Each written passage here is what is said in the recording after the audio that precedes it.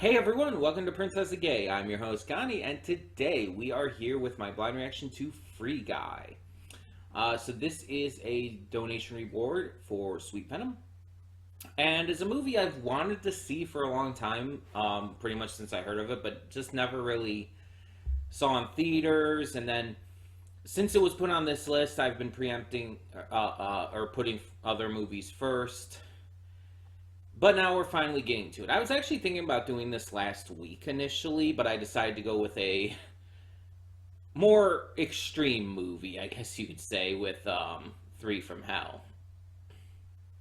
Um, but instead, we went with this. This is more of a comedy. I know that the general gist is that Ryan Reynolds plays a bank teller who learns that he's a video game character, an NPC, to be specific.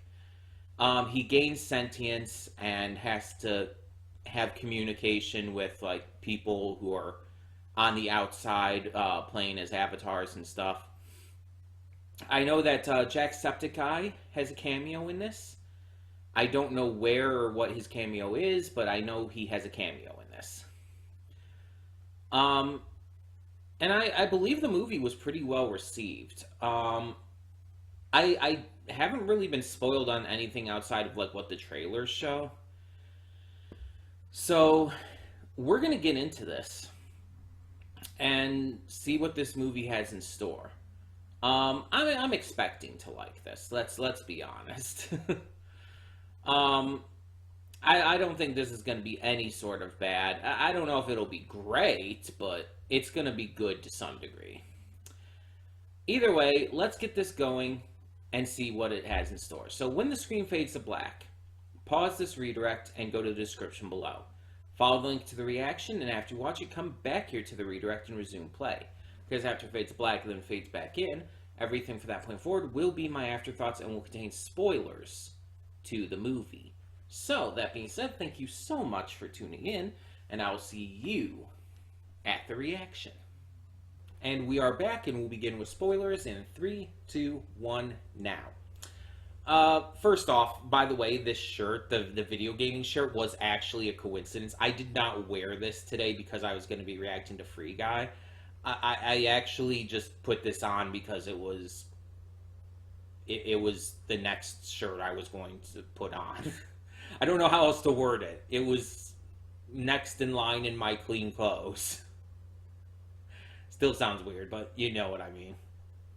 It just worked out so excellently. I realized that during the reaction, like I noticed it, and I didn't say anything then, but yeah, saying it now. This was completely on accident, but a happy coincidence. Anyway, so have you seen before a movie that, or even a series or whatever else, that just gets it? A lot of people would use like the phrase understood the assignment. Whether it's like in reference to an adaptation of a work like Netflix's Castlevania, you could say understood the assignment. They're doing an adaptation of Castlevania as a Netflix anime inspired cartoon. They understood the assignment, knew exactly how to make it, and made it a great series. Or you could be talking about when a show or a movie is acting as a love letter to something. And kind of fitting in terms of the themes of this movie, an example could be another Netflix series, Glitch Techs. Glitch Techs is unquestionably a love letter to video gaming that understood the assignment.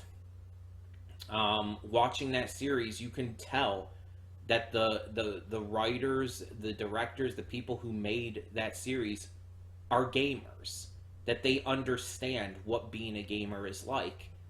All the joys and excitements and everything that goes into that. There are a number of great references to real life games and characters and concepts in there that if you're a gamer, you will understand.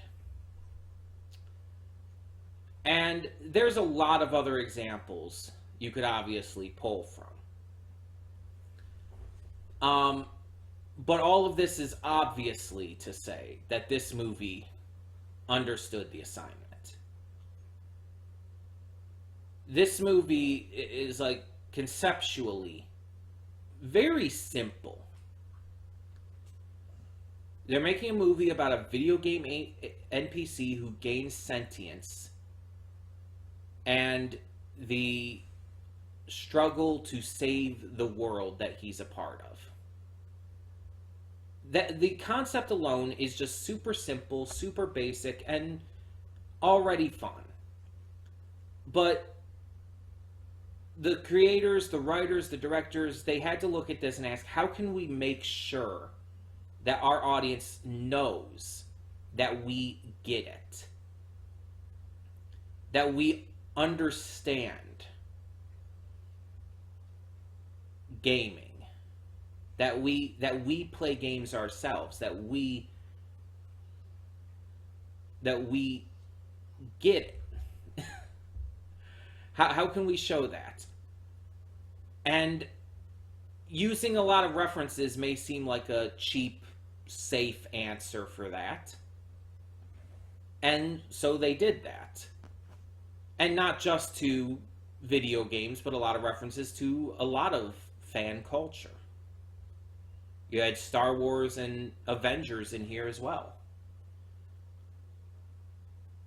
But there's a lot of video game references in this. Even some that just aren't even drawn attention to, like the Mega Buster. The Mega Man Mega Buster that appears in here. It's like, they don't even draw attention to it. It's just there. And it's like, cool. But it's like, there has to be something more. So, okay, we have references. We have things taken straight out of games that are put into here. Famous games. We got the rights to use them in here. What else can we do? Gaming is a big subculture that is really big online. How about we bring in some really famous, popular gamers? Some of the big elite of this culture. And not just give them one-off cameos, but give them actual roles throughout the entirety of the movie to where they feel almost like characters in and of themselves, rather than just, cameos. Hell, they were more of characters in this than Chris Evans. He was just a cameo. You had the likes of Hugh Jackman as a voice. John Krasinski as a voice. Dwayne Johnson, The Rock, as a voice. In like one or two scenes. But throughout the entire movie, you see and follow along with these real people playing themselves as characters, interacting with and reacting to the events of this movie.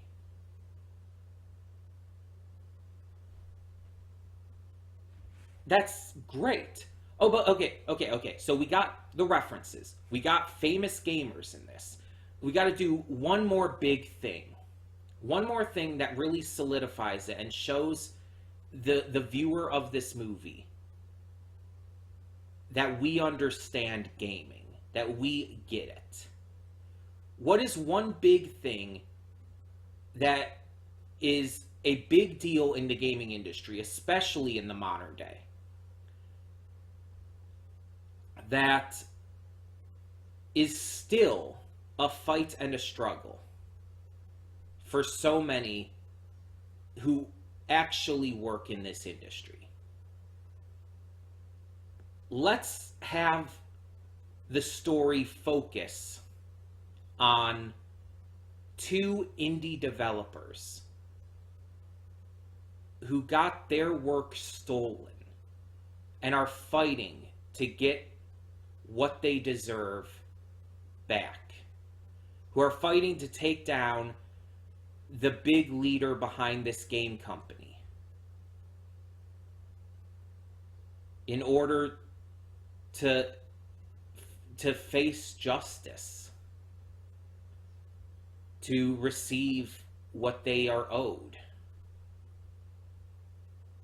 And in the end, the leader of this game company, who stole their work, who brought them down into tiny positions and even no positions, while profiting off of everything they built.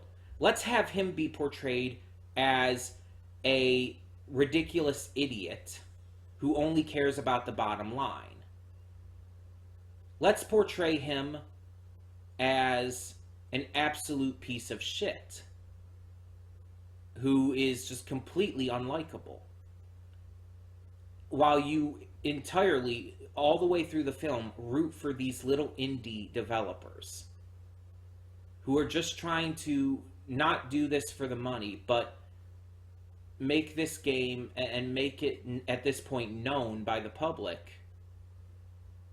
because it's something that they care about, something that they put effort, time, and love into. See, that's the thing more than anything else in this movie that convinces me that this was made by gamers, that this was made by people who understand the industry.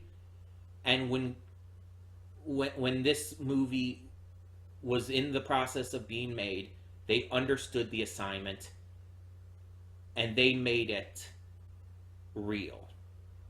That's the thing that convinces me more than anything else.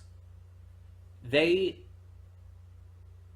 put the focus on the small indie developers, not the big companies, the likes of EA and Konami and all these other companies that steal work and just out major names in the industry because of disagreements and shit. They're not the heroes of this. The indie developers, the people who actually put the passion, the work, and the love into these games, they are the heroes of this film. This is a real thing, a big issue in real life. Between the likes of Kojima being fired and basically written out of the company and the games that he made, in a way, the games that he is responsible for the popularity and quality of, from things like that to big companies again stealing the work of indie designers and claiming it as their own. And the way a lot of these big companies also treat their employees, Blizzard is a huge example for that. The way that these smaller companies and these more independent companies often bring out the biggest internet darlings for gaming. All of this is represented here. And that's a big deal. Because the messages this is telling, these messages are going to, and probably already have, because this movie's not exactly brand new anymore, change gaming. A lot of people seeing this are going to look towards a lot of the indie developers. They're going to play games that aren't as major and aren't as, highly marketed. They're going to play like the Shantae series is a great indie series that deserves so much more love, as an example. There's so many indie games out there. There was one that was on sale for less than $5, and because of my Nintendo points, um, I was able to get it on the Switch eShop for less than $2, and it's normally 20. It's called Yona and the Celestial Elephants, I believe, is the full name. I haven't started playing it yet because I'm playing Tears of the Kingdom at the moment, and I really only play one game at a time just because of time. But I've been wanting to get that game. I've been really wanting to get that game. And I'm so excited that it was on such a big sale, and I got it even more off because of the points I had saved up. But you have so many indie darling games out there that just do amazing. That Undertale is one of the biggest examples of that. Undertale, and eventually after it Deltarune, were massive successes in the indie game circuit. Like, they did amazing.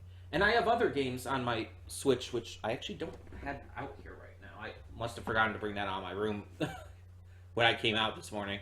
I was going to look up some examples, but there's other games too. Like, God, what is it called? Oh my God, what is it called? The DLC is called Silk Song. I know that. That's gonna bother me. I haven't actually beat it yet, but it's really good, and I know a lot of people really praise it. And that's an independent game. I just can't think of it right now. Hollow Knight. That's it. Hollow Knight is another great example of an indie game. That is just huge. And so yeah, it's clear that this movie understands, that it gets it, that it works on that level. But outside of all of that, because I've talked for 15 minutes on all of that, outside of all of that, how was the movie in terms of general writing, pacing, acting, music, all of that jazz? Honestly, just as good. The acting, of course, we have great actors in this, like Ryan Reynolds, Joe Keery, and actors I haven't even necessarily heard of. I actually want to check this real quick, see what else some of these actors, most notably Millie's actor, was in. So, because she was great, she was so believable. Judy Comer, the name does sound familiar, but yeah. Also, it's funny to me that outside of Jodie Comer and Joe Keery being kind of main characters, one of the first names when you look this up, you look it up on Google, one of the first names it shows is Dwayne Johnson, despite his role being so insanely tiny and being only a vocal role. It's like he's literally listed above Taika Waititi just because of his name. Yet in the movie, he's nothing. He might as well not even be there. So it's like that just kind of shows how Hollywood also markets things. But yeah. Let me see here. So, Jodie Comer. I want to see who else she's played, because the name sounds familiar, but I don't entirely recognize her. Let's see. She hasn't done a lot of films. In fact, of the films she's been in, she had a cameo in The Rise of Skywalker. But all of her other films seem to be smaller stuff. Or at least not as big, you know what I mean? In fact, she's only done one other movie after Free Guy so far, and that's The Last Duel. Which is a Ridley Scott film, but, who's heard of this movie? I haven't. Do people know that movie? Because I've never even heard of it. And she has 2 movies in post-production right now. But yeah, it seems like she hasn't done a lot in that case. In television, She's done a lot more in television, but it seems like just episodic random characters for the most part, with a couple of examples otherwise, but nothing that I'm really recognizing. 13. I think I've heard of that. Um, but I don't really know it. You know what I mean? I think I've heard of it. She was in an episode of Law and Order UK. Um, yeah, and apparently she's going to be in this Alone in the Dark reboot that's coming out. Funny enough, speaking of Stranger Things with Joe Keery being in this, the Alone in the Dark reboot's going to have David Harbour starring alongside Jodie Comer. Um, so, yeah, she hasn't really been in a lot.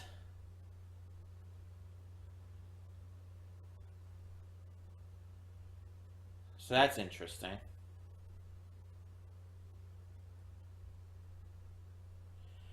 And then Lil Rel Howery Jr. Was apparently in the Carmichael show. I don't know what that is. He was Buddy, by the way. Um, oh, he was in Get Out. He was the TSA agent in Get Out, wasn't he? Oh my God, yeah, the friend who's basically only shown like talking to the main character over the phone, and then comes in at the very end. Okay. He's been in other movies I've heard of but never seen, like Bird Box. Oh, he was in the Tom and Jerry movie. He was Tom's shoulder devil and angel. Okay. Oh, he actually played himself in a cameo in Space Jam: A New Legacy, apparently. He's in that not live action, that CGI animated movie Luck. That was a streaming film. Apparently, he's going to be in the Harold and the Purple Crayon movie, which is starring Zachary Levi and Zoe Deschanel. In terms of shows, looks like a lot of comedy stuff. Apparently, he was in Rapunzel's Tangled Adventure in an episode. Uh, he does a voice of a recurring character in Craig of the Creek. Haven't seen that yet, though. I've seen him in a couple things. The big thing, obviously, being Get Out. Um, Mauser's actor was apparently in Pitch Perfect. Interesting. And yes, Maddie Carteropole is the guy I was thinking of. Um, from a lot of things. Just one of those actors who it's like you see him in something and it's like, I know him, but I don't know his name. You know? One of those kind of actors. He was apparently in Jurassic World. He was in Stranger Things. He was in Lemony Snicket's A Series of Unfortunate Events. Um, yeah, a lot of things. Drobit Taylor, The Three Stooges. Television stuff as well, of course. Apparently in an episode of New Girl. So yeah, that's really interesting. And yeah, just so many cameos in this movie. So many just fun little additions.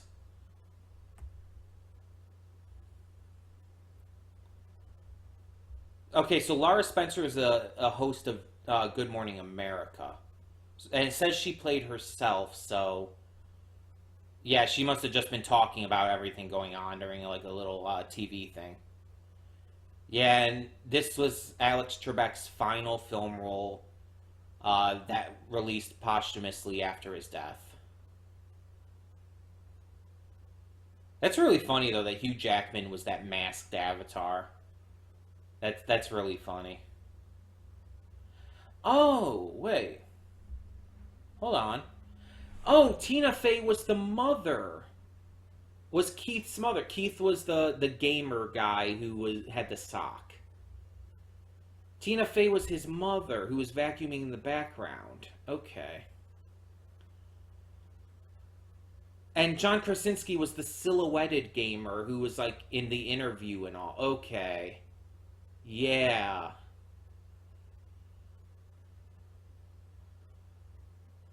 Oh. Dwayne Johnson was the voice of the robber that guy shoots to get the sunglasses from. He was that specific one. Okay. I was wondering about that, like which one he was. Um yeah, so that's very fun and just out of random curiosity since I'm here as well. Yeah, this movie on Rotten Tomatoes, as always, take it with a grain of salt, though, got an 80% rating based on 294 reviews, with an average of 7 out of 10. The consensus reads, combining a clever concept, sweet, self-aware humor, and a charming cast, Free Guy is frivolous fun. I think a lot of the reviewers on there might not be gamers, though, if they, like, gave it that low of a score, honestly. I feel like gamers would get it a little bit more. I'm not saying it's like perfect, but it's really damn good. Um, and apparently this has been compared to the Truman Show in a way, which makes sense. There's a lot that you could make that comparison for. Um, and apparently Ryan Reynolds has confirmed that Disney wants a sequel. And so I guess that's in like the works. Like a sequel could work. I'm just wondering exactly what they would do with it at this point. Because it's like everyone's free. What would they do? Like introduce some kind of virus or hacker or something? Like both of those those kind of things were both mentioned in this movie. So maybe something like that. I don't know. I don't know. I guess they could figure something out.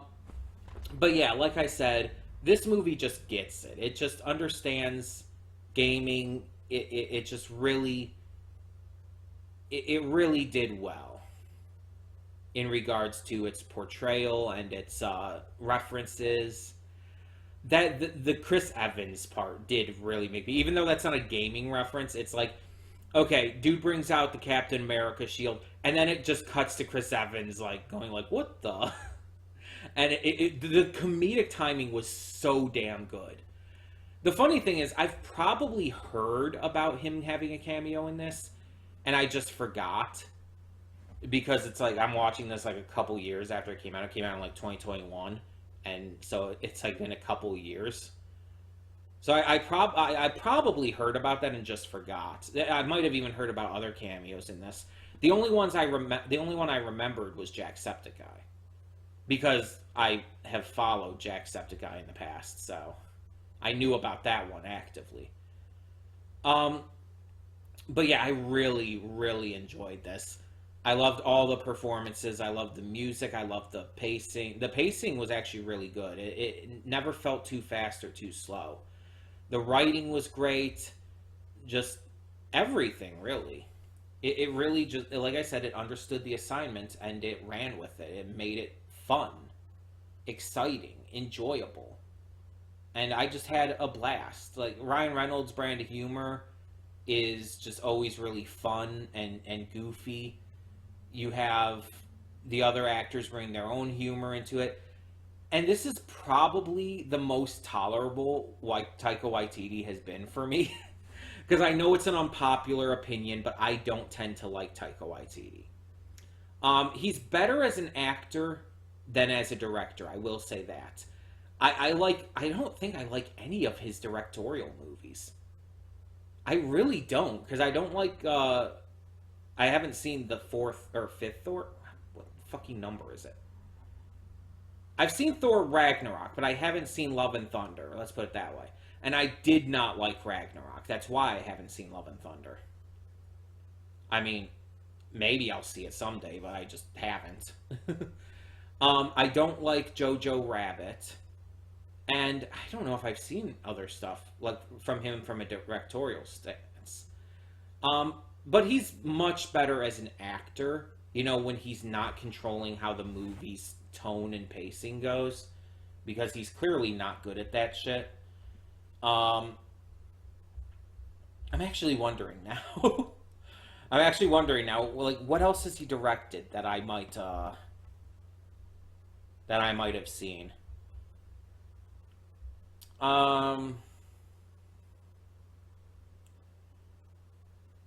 I haven't seen What We Do in the Shadows. Yeah, really, that's it. It's just Thor Ragnarok and Jojo Rabbit. And I actively disliked them both.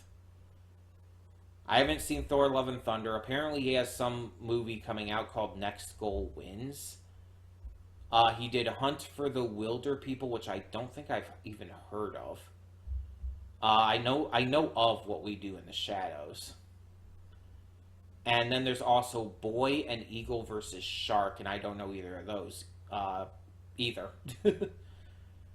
But in terms of acting, he has a lot more credits. He was apparently in the Green Lantern movie? Really? I don't remember that, but I don't remember a lot about that movie, to be fair. But he's always been a better actor, in my opinion. Though, honestly, even some of that stuff can get pretty bad. Like, his portrayal of Hitler in Jojo Rabbit was terrible. For a lot of reasons. I talked about that when I reacted to that. I'm not going to go into that a lot again. But he was good as Ratcatcher 1 in Suicide Squad. Apparently, he's in the Lightyear movie. I haven't seen that, so I can't say. But, yeah. Apparently, he was also in 4 episodes of Flight of the Conchords. Huh. I've seen Flight of the Conchords. I don't remember that. But to be fair, there's a lot about that I don't necessarily remember. Okay. No. Sorry. This says he directed and wrote 4 episodes. Sorry, I was looking at the wrong thing here. But he was in an episode of Flight of the Conchords, according to this. He's also in The Mandalorian, which I haven't seen. He was in an episode of Rick and Morty. Ew. Apparently, he played Wesley in the home movie version of The Princess Bride. You know, when they were doing that, like, over the pandemic and all. So that's a thing. Yeah, there's that entire Our Flag Means Death series. Which I thought he was actually like the creator of that. Apparently he's not. Apparently he's just an actor in that. And he was in History of the World Part 2, which is a series on Hulu. I thought it was a movie. From Mel Brooks. So that's interesting, I guess. But yeah, I'm not the biggest Taika Waititi fan. I know there's a lot of people who love him. I know it's an unpopular opinion to not love him, but I don't.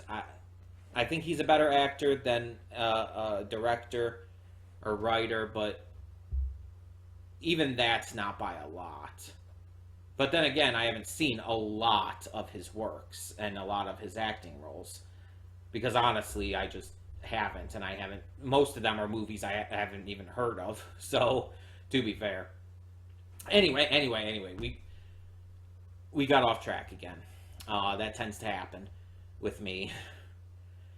Either way, just at this point, I think I've said it all. I really loved this movie. It was fantastic. But tell me in the comments below, what did you think of Free Guy? Let me know, and thank you so much for tuning in. For now, I'm Connie, and I'm signing off. See y'all next time.